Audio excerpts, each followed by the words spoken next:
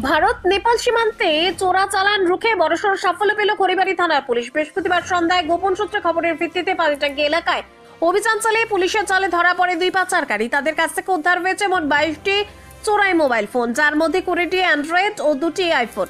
Police সূত্রে জানা গিয়েছে এই ফোনগুলি নেপালে পাচারের ছক কষা হয়েছিল। ধৃত দুই অভিযুক্তের নাম প্রবণ কুমার, উত্তরপ্রদেশের বাসিন্দা, এবং কেশব, দিল্লির বাসিন্দা।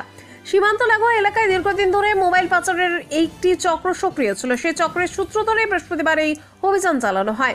উদ্ধার হওয়া ফোনগুলি বাজার মূল্য কয়েক লক্ষ টাকা বলে জানা গিয়েছে। ধৃতদের শুক্রবার শিলিগুড়ি মহকুমা আদালতে তোলা হয়।